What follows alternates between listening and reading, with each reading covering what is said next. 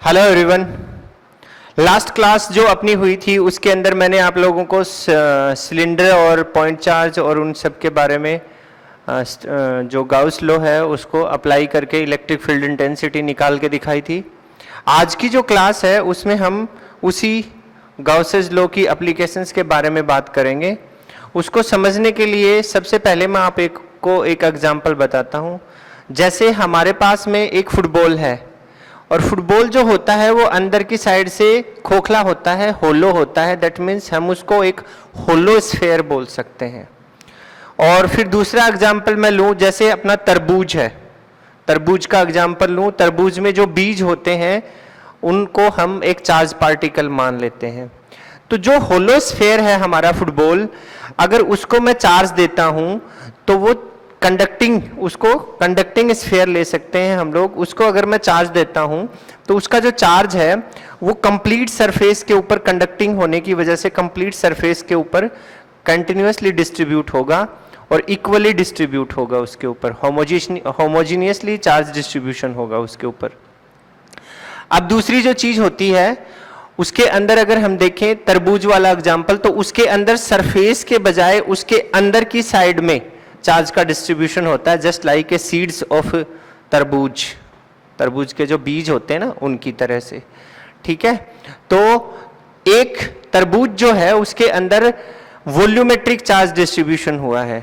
उसका जो चार्ज है वो सरफेस पे नहीं आएगा, वो नॉन कंडक्टिंग स्फीयर की तरह बिहेव करता है। और जो दूसरे वाला फुटबॉल का एग्जाम्पल है वो कंडक्टिंग स्फीयर की तरह बिहेव करता है। हम उसको सेल बोल सकते हैं। क्या बोल सकते हैं? सेल बोल सकते हैं। तो आज हम जो टॉपिक डिस्कस करने वाले हैं वो टॉपिक इन्हीं दोनों जो सिचुएशन है इनके ऊपर ही बेस्ड है। अब देखो हमारा जो टॉपिक है आज वो है electric field due to a charge on conducting cell. ठीक है, ये हमारा टॉपिक है आज का। तो हम सबसे पहले एक सेल बनाते हैं। देखिए जैसे हम लास्ट क्लासेस में भी सोल्व करते थे उसी तरीके से हमने एक सेल बनाया। इस तरीके से ये लीजिए एक सेल बनाया हमने। ये इसका सेंटर है और इस सेंटर से ये इसकी रेडियस है r। ठीक है, ये r रेडियस है। इसके ऊपर चार्ज का डिस्ट्रीब्यूशन हुआ इस तरीके से। ये चार्ज का डिस्ट्रीब्यूशन है इसके ऊपर, देखते जाइए आप। ये सरफेस या एरियल चार्ज डिस्ट्रीब्यूशन है, इसलिए इसको sigma charge per unit surface या पर यूनिट एरिया के अकॉर्डिंग हम डिफाइन करते हैं, क्योंकि हमने चार्ज डिस्ट्रीब्यूशन वाले टॉपिक में इसके बारे में डिस्कस किया था। और वॉल्यूमेट्रिक चार्ज डिस्ट्रीब्यूशन में जो चार्ज डेंसिटी हम लेते हैं वो होती है रो। तो यहाँ पे सिग्मा से इसको डिनोट करेंगे हम लोग। ठीक है, अब मान लीजिए ये कोई आपका सेल है, conducting cell.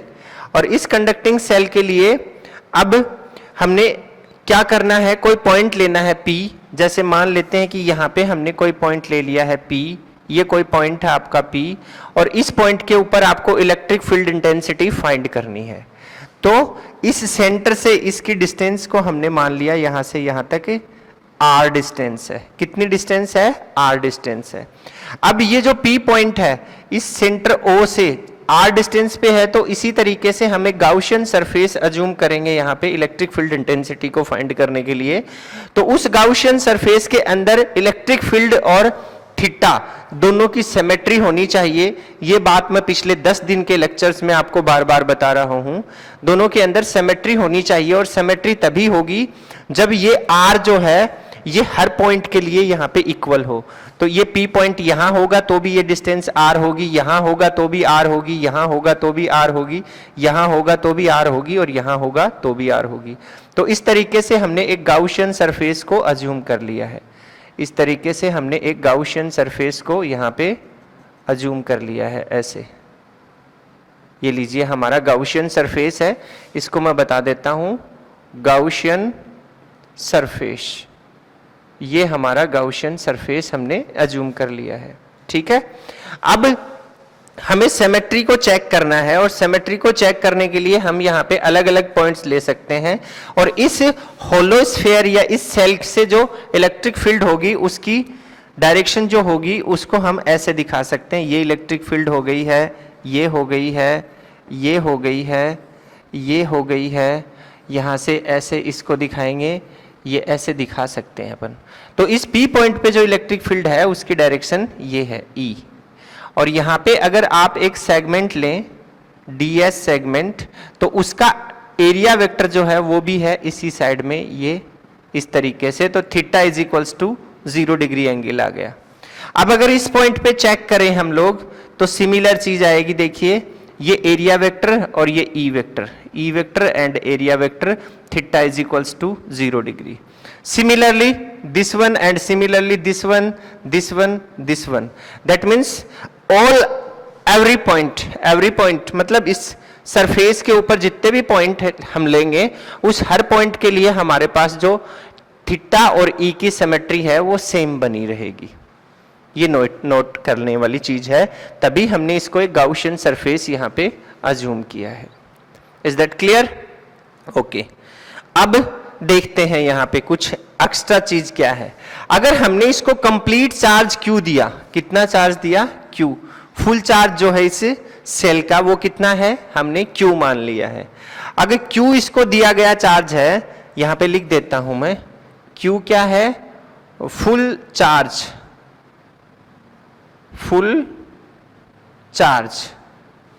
Given, full charge given है, ठीक है। और A इसका एरिया हो, क्या हो?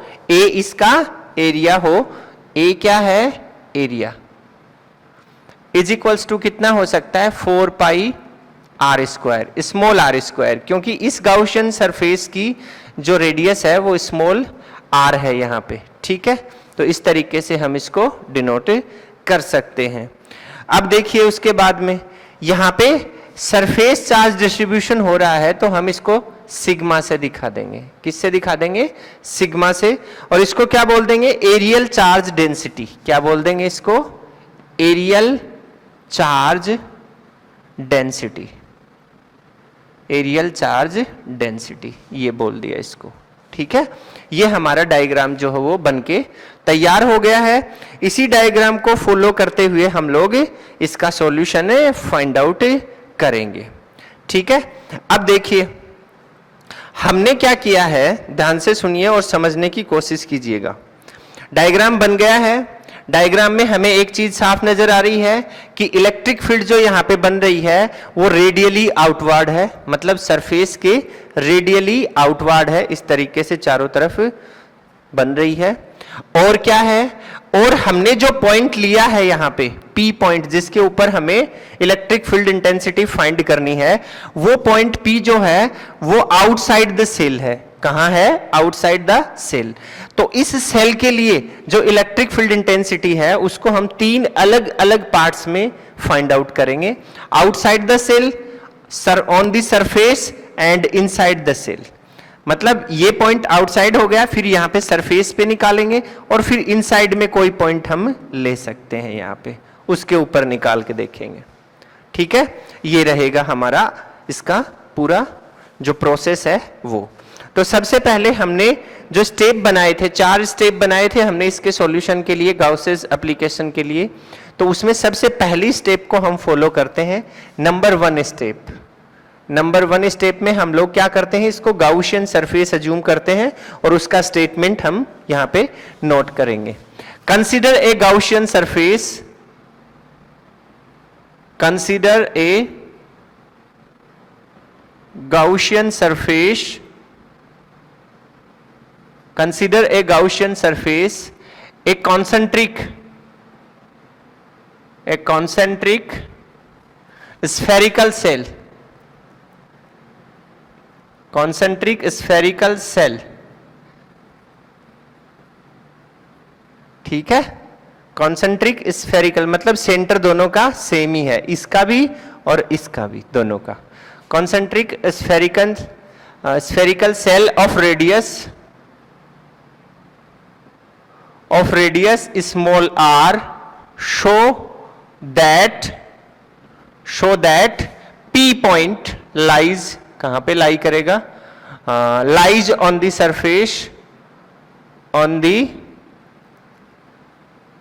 surface, ठीक है, जो सरफेस बनाया है ना हमने गाउसियन सरफेस, उसके ऊपर पी पॉइंट लाई करेगा। अब देखिए ई मतलब electric field is radially outward,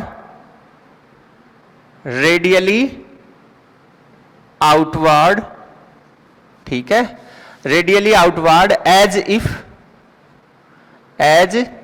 if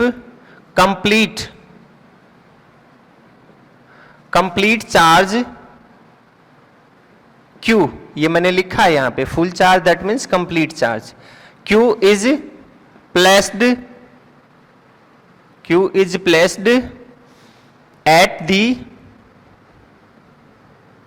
at the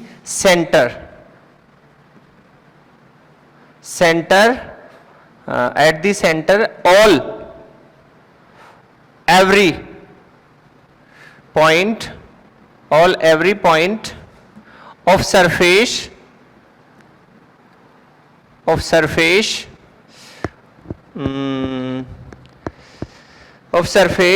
the angle theta,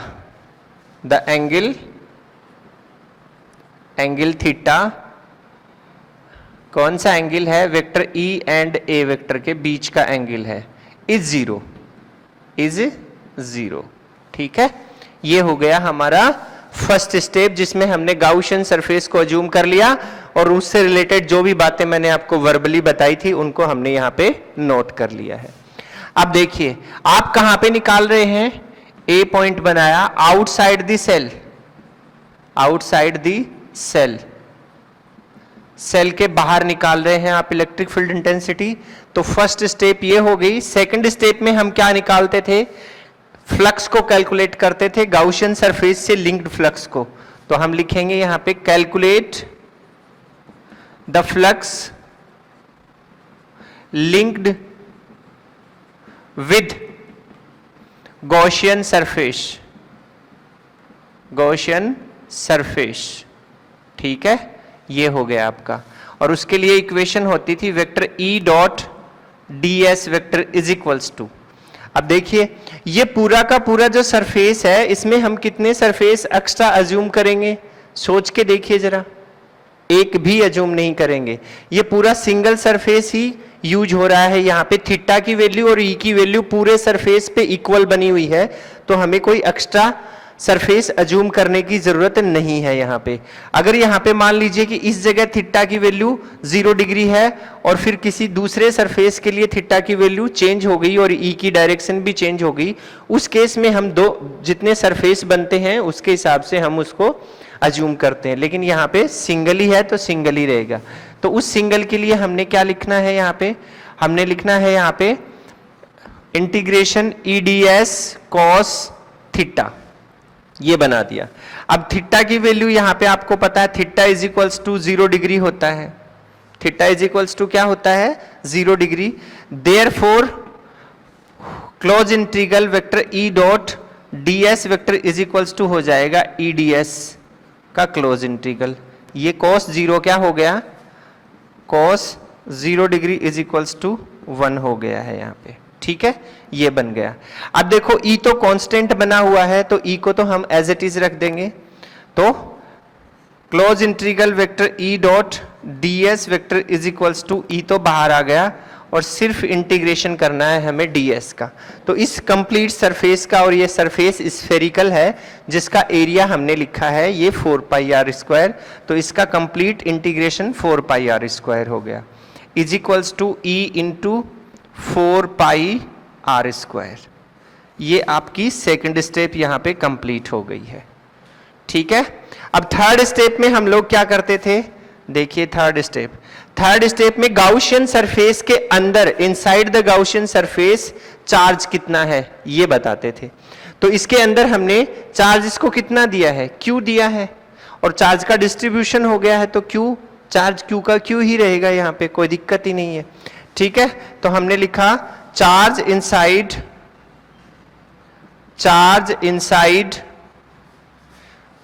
the Gaussian surface कितना हो जाएगा, इज इक्वल्स टू Q। कितना हो गया है, Q हो गया है, ठीक है, ये वाला सिस्टम हो गया। अब इसका फाइनल सॉल्यूशन निकालने के लिए हमें इस डायग्राम को इरेज करना पड़ेगा। ये लीजिए, इसको इरेज कर देता हूं मैं यहां पे।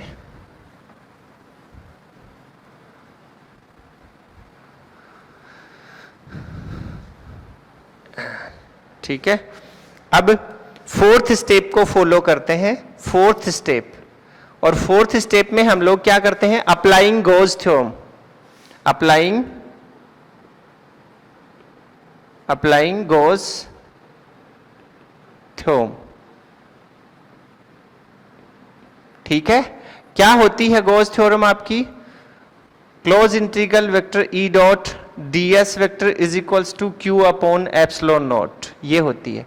इसकी वैल्यू कितनी है? इसकी वैल्यू आपने निकाली है ये, और q की वैल्यू कितनी है? Capital Q। दोनों वैल्यूज इसमें पुट कर देंगे। पुटिंग वैल्यूज तो क्या बन जाएगा? E into 4 pi small r square Q upon epsilon naught. ठीक है, इसको इधर रिप्लेस कर देंगे। E इज इक्वल्स टू, यहां से क्या आ जाएगा देखिए ध्यान से, 1 upon 4 pi epsilon naught dot capital Q upon small r square. ये आपकी इलेक्ट्रिक फील्ड इंटेंसिटी आ गई है P पॉइंट के ऊपर आउटसाइड द सेल।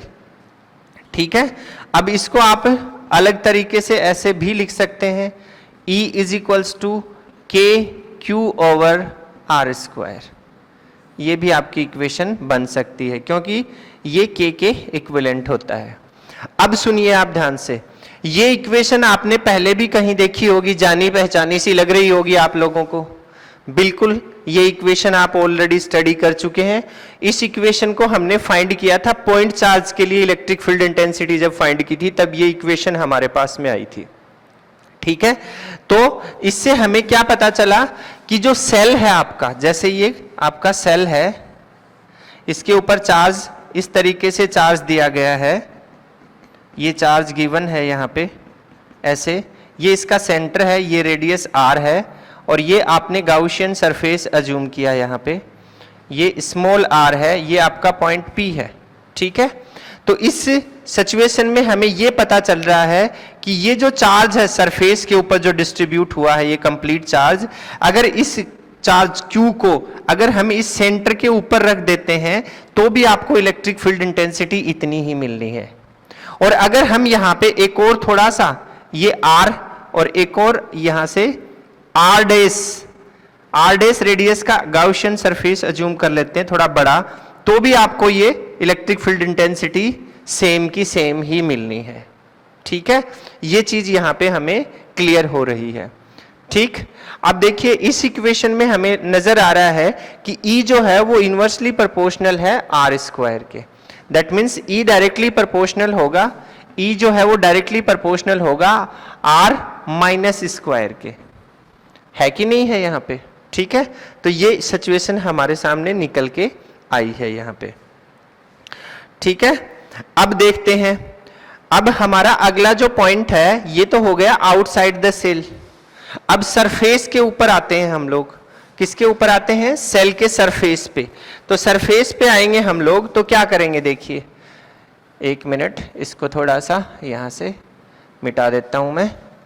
सरफेस के लिए देखिए, जैसे हमारा जो डायग्राम था उस डायग्राम के ऊपर इस तरीके से आपका चार्ज डिस्ट्रीब्यूशन था, ये चार्ज का डिस्ट्रीब्यूशन था इस तरीके से, ये लीजिए इस तरीके से चार्ज का डिस्ट्रीब्यूशन था इसके ऊपर। ठीक है, आपका पॉइंट था P यहाँ पे इस तरीके से, और ये R डिस्टेंस थी, और ये आपका गाउसियन सरफेस बना था।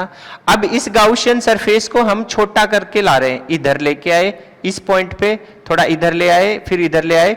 जैसे जैसे हम R को रिड्यूस कर रहे हैं वैसे वैसे हमारी इलेक्ट्रिक फील्ड इंटेंसिटी की वैल्यू जो है वो इंक्रीज हो रही है, और जैसे ही हम इस P पॉइंट को यहाँ पे ले आएंगे तो हमारी इलेक्ट्रिक फील्ड इंटेंसिटी जो है वो मैक्सिमम हो जाएगी।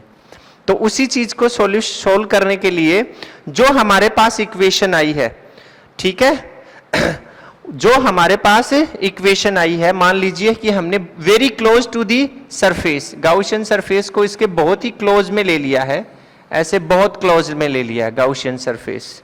That means small r approximately equal to capital R और R is equals to R, ऐसे भी ले सकते हैं। तो इस केस में हमारी जो इलेक्ट्रिक फील्ड इंटेंसिटी होगी उसको हम इस केस में जो मिली है, कितनी मिली है आपको इस केस में, E is equals to 1/4 pi epsilon naught dot capital Q over small r square, ये मिली है आपको। इस स्मॉल r को रिप्लेस कर देंगे हम कैपिटल R से, तो हमारे पास इक्वेशन आ जाएगी E is equals to 1/4 pi epsilon naught dot capital Q over r square. ये आपके सरफेस के लिए इलेक्ट्रिक फील्ड इंटेंसिटी हमें मिल गई है। ठीक है, अब हम बात करेंगे इनसाइड द सेल। ठीक है, इनसाइड द सरफेस और इनसाइड द सेल, इसके लिए हमें क्या करना पड़ेगा उसको समझना है हमें। देखिए करते हैं कुछ, ये सिग्निफिकेंट पॉइंट है। अब की बार जो मैं आपको बता रहा हूं इनसाइड द सेल और इनसाइड द सरफेस, ये एक बहुत ही सिग्निफिकेंट हमारे लिए पॉइंट है। इसके ऊपर काफी क्वेश्चंस बनते हैं और कॉम्पिटिटिव एग्जाम्स में भी काफी क्वेश्चंस इसके ऊपर बनते हैं, तो इसको थोड़ा अच्छे से समझना है हमें। और गाउशियन जो थ्योरम है उसके लिए ये एक इंपॉर्टेंट अचीवमेंट था, या फिर आउटकम्स भी बोल सकते हैं, इंपॉर्टेंट आउटकम्स था उसके लिए। तो इसमें क्या करना है आपको, देखिए इनसाइड द सरफेस, नंबर 3, 2 तो हो चुके हैं, इनसाइड द सरफेस, सरफेस के अंदर की साइड में। ठीक है, अब हम एक और डायग्राम बनाते हैं यहाँ पे। जैसे ये आपका सेल है, इसमें इस तरीके से चार्ज को डिस्ट्रीब्यूट किया गया है। ये लीजिए, ये चार्ज का डिस्ट्रीब्यूशन है यहाँ पे। ठीक, और ये है इसका सेंटर, कॉन्सेंट्रिक बनाना है तो सेंटर भी लेना पड़ेगा, और ये इसकी रेडियस है R। ठीक, अब हमने इनसाइड द सेल यहां पे कोई पॉइंट ले लिया P, और ये डिस्टेंस मान ली हमने स्मॉल r, और इस पॉइंट को हम यहाँ पे गाउशियन सरफेस को अज्यूम कर लेते हैं। ऐसे ही सेम का सेम प्रोसेस लगाना है आपको। इस तरीके से हमने गाउशियन सरफेस को अज्यूम कर लिया यहाँ पे, और लिख देंगे यहाँ पे लिख देंगे ए गाउशियन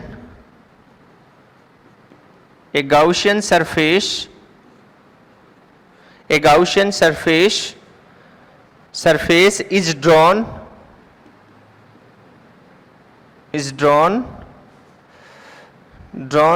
the P के ऊपर ड्रॉन किया है। ठीक है, एक कॉन्सेंट्रिक स्फीयर, ठीक है।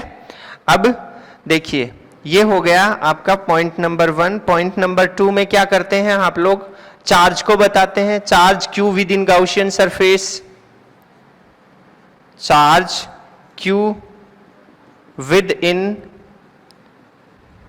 गाउशियन सरफेस कितना होगा, 0 होगा। देखिए गाउशियन सरफेस कैसा है, ये जो सेल लिया है हमने ये कैसा है, जस्ट लाइक ए फुटबॉल के जब हम उसका चार्ज उसके Q चार्ज देंगे तो उसका पूरा चार्ज उसके सरफेस पे आएगा, अंदर की साइड में कोई भी चार्ज डिस्ट्रीब्यूट नहीं होगा। तो अंदर की साइड में कोई भी चार्ज नहीं है, दैट मीन्स 0 है यहाँ पे। ठीक, अब इसको आगे सोल्व करेंगे तो क्या आएगा, देखिए अगर यहाँ पे 0 चार्ज है तो आपका फ्लक्स कितना होगा, फ्लक्स भी 0 ही होगा। देन आप क्या लिख सकते हैं, then close integral vector E dot ds vector is equals to क्या लिखेंगे आप, 0 लिखेंगे। ठीक है, therefore E is equals to कितना आएगा, सोचिए जरा। E देखिए ये 0 आया है तो इसकी वैल्यू भी 0 ही आएगी। E इज इक्वल्स टू 0 मतलब 0 वैल्यू आई आपके पास। किसके अंदर, inside the cell electric field intensity क्या होती है, 0 होती है। तो आप क्या लिख सकते हैं, the electric field inside a cell of charge conductor is 0। आप यहां पे लिख सकते हैं the electric field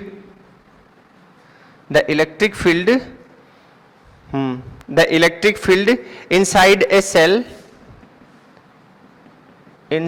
A cell inside a cell of charge conductor। ये कैसा है, कंडक्टर था कि नहीं था, मैंने बताया था आपको। Is zero, is zero. Charge zero होने से इलेक्ट्रिक फील्ड इंटेंसिटी कंप्लीटली यहां पे जीरो हो गई है। ठीक, अब देखिए ध्यान से सुनिएगा आप। अब हमने तीन कंक्लूजन पढ़े हैं। फर्स्ट वाला आउटसाइड द सेल, सेकंड वाला सरफेस ऑफ द सेल, और थर्ड वाला इनसाइड द सरफेस। ठीक है, इन तीनों पॉइंट्स के बीच में अगर हम एक ग्राफ को ड्रॉ करें और उसमें दो चीज दिखाएं, डिस्टेंस और इलेक्ट्रिक फील्ड, तो ऐसे एक लाइन बनाई मैंने। ये है आपकी इलेक्ट्रिक फील्ड के लिए एक्सिस और ये है आर डिस्टेंस के लिए एक्सिस। ये है आपका 0 0 पॉइंट। ठीक है, तो इसके सेंटर पे आपके पास में देखिए जरा ध्यान से, ये है 0 0 और ये है आपका आर। आर मतलब इन दोनों के बीच की जगह क्या होगी, इनसाइड द सरफेस होगी, इनसाइड द सरफेस। और ये है आपका कैपिटल आर, ये होगी आउटसाइड द सरफेस, ये वाली जगह।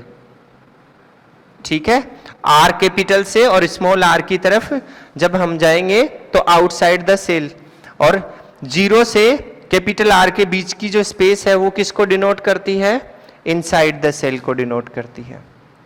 ठीक है, तो अब देखिए 0 0 पे मतलब सेंटर के ऊपर इलेक्ट्रिक फील्ड कितनी है, 0 है। ठीक है, और फिर यहां से हमने बढ़ना शुरू किया, इस तरफ बढ़ना शुरू किया, बढ़ते गए, यहां भी 0, यहां भी 0, यहां भी 0, यहां भी 0, यहां भी 0, यहां भी 0। और ये जो सरफेस है, इस सरफेस के अंदर की साइड वाला जो पॉइंट है, मतलब उस फुटबॉल के अंदर की साइड वाला जो पॉइंट है वहां भी 0 होगी, लेकिन जैसे ही उसके ऊपर पहुंचेंगे आप तो कितनी हो जाएगी वैल्यू आपकी, मैक्सिमम हो जाएगी। दैट मीन्स ये पॉइंट मान लीजिए ये मैक्सिमम पॉइंट आ गया यहाँ पे, तो आपका जो ग्राफ है वो यहाँ से यहाँ तक तो 0 रहेगा। इस तरीके से हमने इसको दिखा दिया।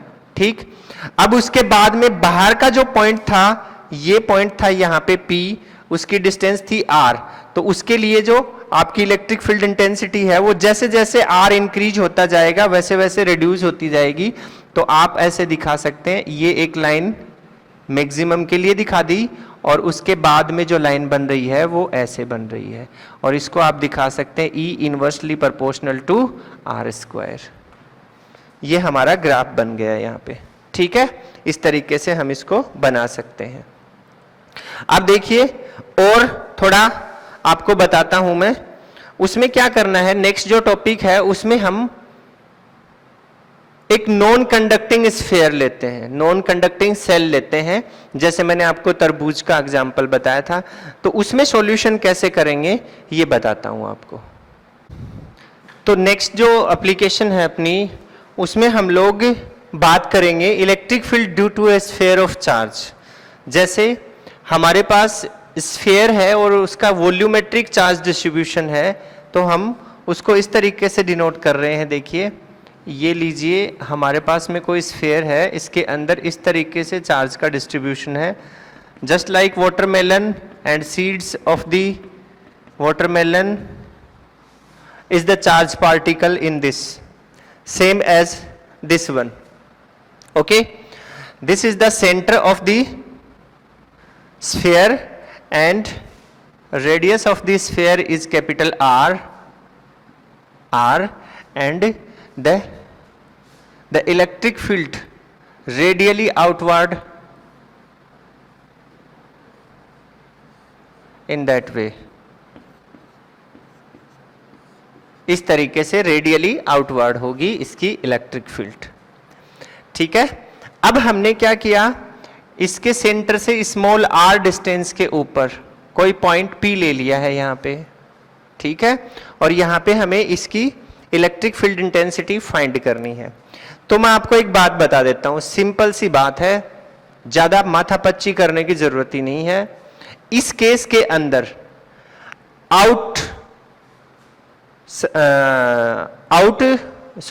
outside the surface and on the surface, जो इलेक्ट्रिक फील्ड इंटेंसिटी आएगी वो कैसी होगी, वो same as that of the cell, cell के लिए जो आई थी वैसी की वैसी ही होगी। ठीक है, तो हमने लिखा यहां पे नंबर 1 पॉइंट और सबसे पहले डिनोट कर दिया आउटसाइड पॉइंट के लिए कितनी आएगी, उसमें सेल में कितनी आई थी, E is equals to 1/4 pi epsilon naught dot Q upon small r square. Okay, कैसी है, same as that of cell. Okay, ज्यादा सोचना ही नहीं है, इतना ही करना है हमें इसके अंदर। ठीक है, सेम की सेम आएगी, वैसी की वैसी।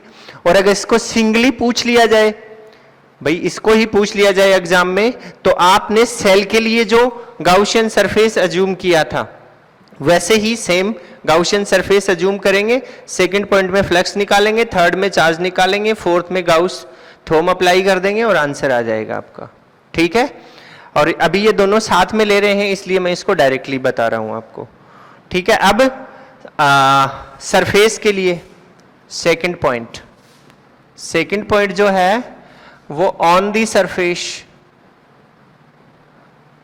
सरफेस, तो क्या हो जाएगा, E is equals to 1/4 pi epsilon naught dot Q upon capital R square. ये भी कैसा है, same as that of cell, same as that of cell, वैसा का वैसा ही है। ठीक है, अब बदलेगी कुछ चीज। नंबर थर्ड पॉइंट देखिए, थर्ड पॉइंट में इनसाइड द सेल की बात कर रहे हैं हम, तो inside the cell electric field intensity 0 आई थी। क्यों आई थी, क्योंकि अंदर की साइड में वहां पे चार्ज नहीं था, लेकिन इसके अंदर चार्ज है। ठीक है, इसके अंदर इनसाइड में इसके चार्ज है, तो हम थर्ड स्टेप निकाल रहे हैं और थर्ड स्टेप के लिए हम एक और डायग्राम बनाते हैं यहाँ पे। इसी को मॉडिफाई कर लेते हैं, चलिए इसी को मॉडिफाई कर लेते हैं, इसी डायग्राम को देखिए कैसे करेंगे। हमारे पास में एक इस तरीके से सेल है, अरे थोड़ा बड़ा बनाना था, सॉरी छोटा हो गया, ऐसे बना दिया, ये लीजिए। ठीक है, ये इसका सेंटर है और ये इसकी रेडियस है r। अब इसके अंदर इस तरीके से चार्ज का डिस्ट्रीब्यूशन है, ये लीजिए इस तरीके से। ठीक है, ऐसे हमने इसके अंदर चार्ज को डिस्ट्रीब्यूट कर दिया।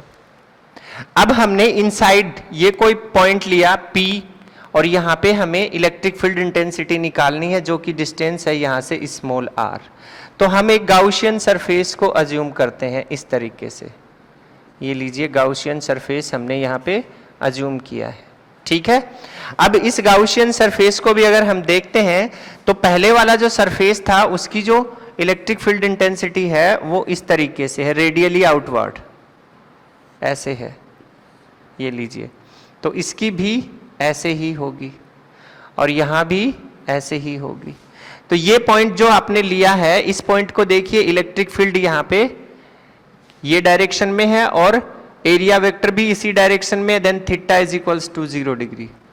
Similarly this point and this one and this one and this one, मतलब ये जो गाउसियन सरफेस हमने अज्यूम किया है, इस गाउसियन सरफेस पे आप कहीं भी कोई भी पॉइंट लेंगे तो उसके लिए थीटा और ई की वैल्यू हमारी सेम आएगी और वो सिमेट्री को शो करेगी, इसलिए हम यहाँ पे गाउसियन सरफेस को अज्यूम कर सकते हैं।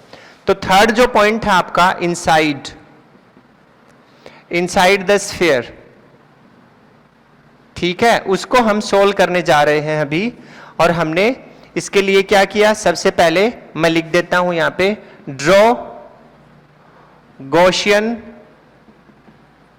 सरफेस। गॉसियन सरफेस को ड्रॉ किया जो कि कॉन्सेंट्रिक है, concentric with radius small r and p lies on it.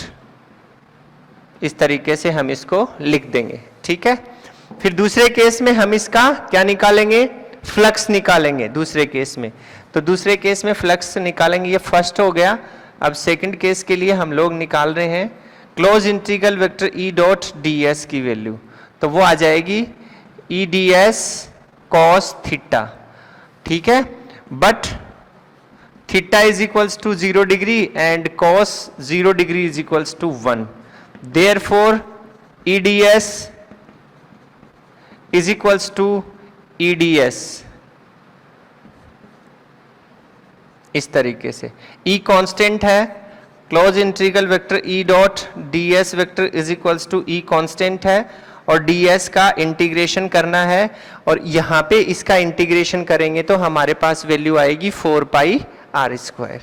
तो वैल्यू आ गई E into 4 pi are square, small R लिया है तो स्मॉल आर रेडियस हो गई। ये आपका फ्लक्स निकल के आ गया यहाँ पे, ठीक है। अब थर्ड स्टेप में चार्ज की कैलकुलेशन करनी है। किसकी कैलकुलेशन करनी है? चार्ज की। यही इसमें सबसे मोस्ट इंपॉर्टेंट बात है। अब देखो, इसके अंदर चार्ज जो है वो वॉल्यूमेट्रिक तरीके से डिस्ट्रीब्यूट है, और वॉल्यूमेट्रिक चार्ज डेंसिटी को हम लिखते हैं रो। इसका वॉल्यूम अगर V है, ठीक है, और पर यूनिट वॉल्यूम में चार्ज रो है, कितना है? पर यूनिट वॉल्यूम में चार्ज रो डिस्ट्रीब्यूट हुआ है, तो कंप्लीट चार्ज Q की वैल्यू क्या होगी? Rho into V। क्या होगी? Rho into V। तो मैंने लिखा यहां पे charge inside the Gaussian surface, Gaussian surface, ठीक है, और उसको मैंने दिखा दिया यहां पे स्मॉल q से। Small q is equals to rho v। Rho क्या है? रो है पर यूनिट वॉल्यूम चार्ज डिस्ट्रीब्यूशन, पर यूनिट वॉल्यूम चार्ज डेंसिटी भी बोल सकते हैं, ठीक है, ये है। तो पर यूनिट में इतनी है, तो कंप्लीट वॉल्यूम में कितनी होगी? Rho into we. और क्यू चार्ज जो है, इस कंप्लीट को तो कैपिटल क्यू चार्ज दिया गया था, लेकिन अंदर वाले का चार्ज हमने क्या मान लिया? Small Q. तो ये लिख दिया हमने, ठीक। अब आपको पता है ये एक स्फेयर है, तो स्फेयर का जो वॉल्यूम होता है, since v is equals to 4/3 pi are cube, ये होता है। इस वैल्यू को यहां पुट कर देंगे, then therefore q is equals to rho into 4/3 pi are cube, ये बन गया आपका चार्ज। अब अगर कंप्लीट चार्ज के लिए क्या करें? कंप्लीट चार्ज के लिए इक्वेशन लिखें, तो Q capital, rho as it is into 4/3 pi भी एज इट इज, R की जगह कैपिटल R क्यूब आ जाएगा, क्योंकि इसकी रेडियस कितनी है? Capital R। ये कंप्लीट चार्ज के लिए हो गया, ठीक है। अब चार्ज भी निकल के आ गया। अब हम क्या करेंगे? आपको पता ही है, अब हम गॉस थ्योरम अप्लाई करेंगे, और गॉस थ्योरम जब आप अप्लाई करते हैं तो आप लिखते हैं यहां पे क्या लिखते हैं? Number 4 point, applying Gauss theorem EDS is equals to Q upon epsilon naught. अब EDS की वैल्यू क्या है आपके पास में? ये यहां पे पुट कर दीजिए, E into 4 pi small r square is equals to Q की वैल्यू क्या है आपके पास में? ये लिख दीजिए, rho into 4/3 pi are cube upon epsilon naught, ठीक है। अब इसको सोल्व कर लेंगे, E into 4 pi are square is equals to rho into 4 pi are cube upon 3 epsilon naught, ऐसे लिख दिया। अब इसको इधर ले जाइए, या फिर यहीं से काट दीजिए, 4 पाई से 4 पाई आर स्क्वायर से क्यूब कट गई, then E is equals to आ गया rho R upon 3 epsilon naught. ये वैल्यू आ गई आपके पास। आई कि नहीं आई? सोचिए, ठीक है, यही आएगी। इसको फाइनल इक्वेशन दे सकते हैं आप। इसमें एक चीज क्लियर हो रही है, वो क्या है? देखिए यहां पे R प्रोपोर्शन है, E जो है वो प्रोपोर्शन है स्मॉल r के। ई किसके प्रोपोर्शन है? स्मॉल आर के। मतलब स्मॉल आर की वैल्यू जैसे जैसे इंक्रीज होती है वैसे वैसे ई की वैल्यू इंक्रीज होती है। That means E directly proportional to small R. ये चीज यहां पे निकल के आई है, आपको दिखाई दे रहा होगा साफ साफ। ठीक है, तो इसका मतलब क्या हुआ, अगर इस सेंटर से दैट मीन्स इस 0 पॉइंट से हम लोग सेंटर की तरफ जाएंगे, मतलब सेंटर से दूर सरफेस की तरफ जाएंगे, इस स्फीयर के सरफेस की तरफ जाएंगे, तो हमारी जो ई की वैल्यू है वो इंक्रीज होती जाएगी।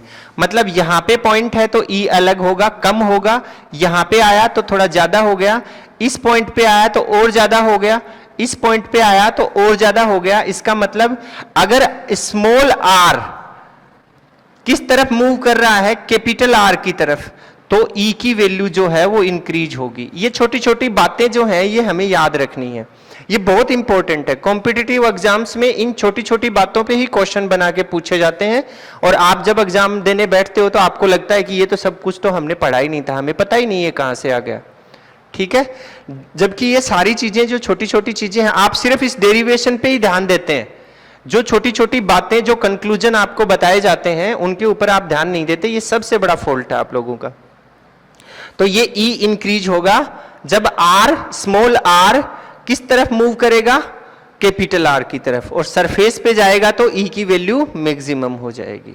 ठीक है, ये वाली चीज आ गई आपके पास। ओके, अब अगर सरफेस के लिए निकालें, देखो इस केस में अगर सरफेस के लिए निकालें तो मैं इसको लिख सकता हूं E is equals to rho capital R upon 3 epsilon naught, ये आएगी आपके पास वैल्यू। जबकि मैं आपको एक बात बताऊं, आपने सरफेस के लिए तो जस्ट अभी बोला था कि ऑन दी सरफेस ये होता है, बोला था कि नहीं? मैंने खुद ने आपको बोला है कि इस केस में on the surface electric field intensity same as that of a cell, cell के बराबर ही होती है, इतनी होती है, लेकिन इसमें तो इतनी आ रही है, तो गलती है क्या? नहीं है गलती। इसमें जितनी आ रही है उतनी ही इसके बराबर ही आ रही है, लेकिन हमें समझने में थोड़ा फेर है। वो क्या है? अगर हम यहां पे रो की वैल्यू पुट कर दें, और रो की वैल्यू कौन से वाले रो की? रो की वैल्यू कौन सी रो की वैल्यू? जिसमें कंप्लीट इस सरफेस को लिया गया है, तो कंप्लीट चार्ज क्यू को कंसीडर करेंगे आप। तो कंप्लीट चार्ज क्यू की वैल्यू कितनी है? ये। तो रो की वैल्यू यहां से निकाल लेंगे हम लोग। देखो मैं करके बताता हूं आपको, देखिए इसको इरेज कर देता हूं, अभी बताता हूं आपको।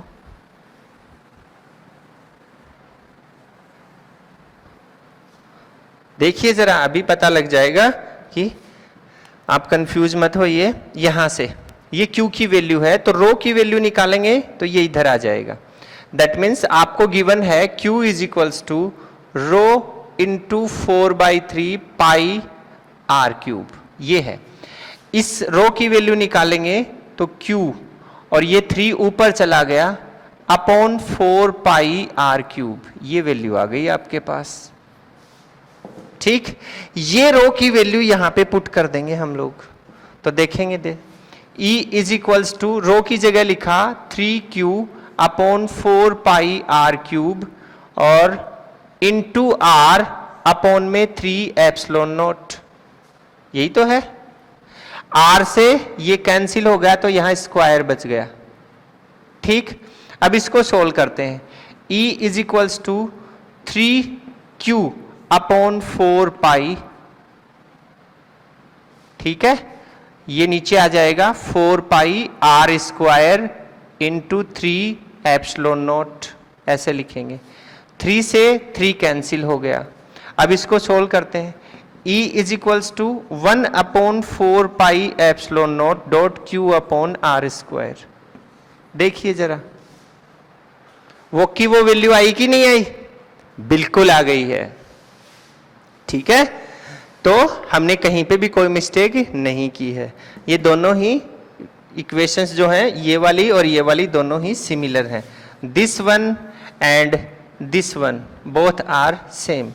तो 1 upon 4 pi epsilon naught dot Q over R square is equals to होता है rho R upon 3 epsilon naught, ये आपस में एक दूसरे के बराबर है, इक्विवेलेंट है ये, ठीक है, ऐसे समझना है हमें।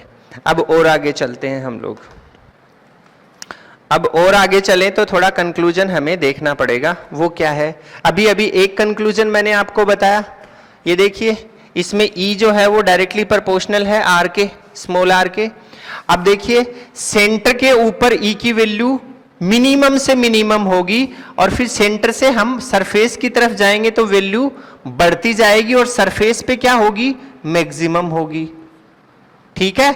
और फिर सरफेस से बाहर की तरफ जाएंगे तो वैल्यू दोबारा से डिक्रीजिंग ऑर्डर में आ जाएगी, कम होने लग जाएगी। कुछ समझ में आया आपको? अरे कुछ समझ में आया? जब हम बाहर की तरफ जाते हैं आउटसाइड में तो हमारे पास इक्वेशन है E inversely proportional to R square, ठीक, ये वाली। और अगर हम सरफेस पे जाते हैं तो हमारे पास में इक्वेशन है ये वाली, सरफेस के लिए अभी बनाई मैंने, ये बनाई, ठीक है। इसमें R प्रोपोर्शनल है E के, ये देखिए यहाँ पे लिख देता हूँ, E और R एक दूसरे के प्रोपोर्शनल है, ठीक है। और अगर हम अंदर की साइड में कोई पॉइंट लेते हैं तो उस केस में भी हमारे पास में ये सिचुएशन आ रही है। इज दैट क्लियर और नॉट? ठीक है, अरे कुछ समझेगी नहीं? अब देखो इसके लिए भी हम एक ग्राफ को ड्रॉ कर सकते हैं और वो ग्राफ क्या होगा वो देखिए, मैं बताता हूं आपको। ग्राफ बनाते हैं यहां पे,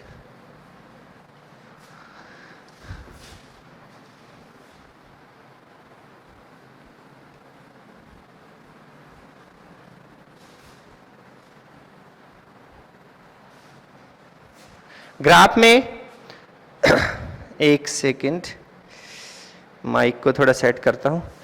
ग्राफ बनाना है हमें। देखिए ग्राफ कैसे बनाना है, जो अभी अभी हमने बनाया था उसी तरीके से। ये लीजिए, हमने ये लाइन बनाई, एक ये लाइन बनाई, ठीक है।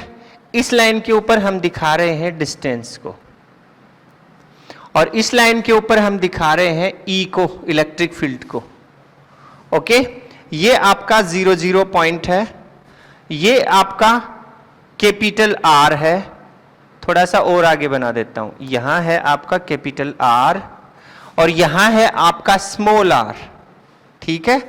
ये जो एरिया है 0 से कैपिटल R के बीच का, इसको बोलते हैं इनसाइड द सरफेस। ये कौन सा एरिया है? Inside the surface. और कैपिटल R और स्मॉल r के बीच का जो एरिया है ये है आउटसाइड द सरफेस। ये आउटसाइड द सरफेस वाला एरिया है आपका, ठीक है, हो गया।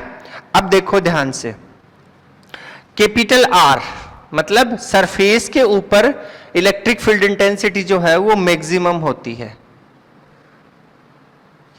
ठीक। कैसे मैक्सिमम होती है कि 0, हमने देखा था कि E जो है वो स्मॉल r की तरफ अंदर की साइड या बाहर की साइड में जब हम लेते हैं तो उस केस में वो R जैसे जैसे स्मॉल r जैसे जैसे कैपिटल R की तरफ चलता है वैसे वैसे E की वैल्यू जो है वो इंक्रीज होती है। तो जो ग्राफ मिलेगा हमें वो इस तरीके से मिलेगा। मान लीजिए ये आपका पीक पॉइंट आ गया, यहाँ पे ये कैपिटल R आ गया, सपोज कीजिए ऐसे, और ये आपकी आ गई E मैक्सिमम। ये एक लाइन मिली हमें और इस लाइन में हमें जो इक्वेशन मिल रही थी वो थी E directly proportional to R, ठीक है। अब R मैक्सिमम होने के बाद में हम आउटसाइड पे पॉइंट बनाते हैं और उस आउटसाइड पे जब हम पॉइंट बनाते हैं तो हमारे पास जो वैल्यू है E की वो डिक्रीज होने लग जाती है और दूसरा जो ग्राफ है वो बनेगा आपका ऐसे, और इसको हम लिख सकते हैं E inversely proportional to R square. बताइए जरा आपको समझ में आया कि नहीं? ये ग्राफ बना हमारा। ये जो ग्राफिकल मेथड से 2 ग्राफ बनाए, 2 इमेजेस बनाई हमने, इनसे जो कंक्लूजन हमें मिल रहे हैं उन कंक्लूजन्स पे क्वेश्चंस बनते हैं।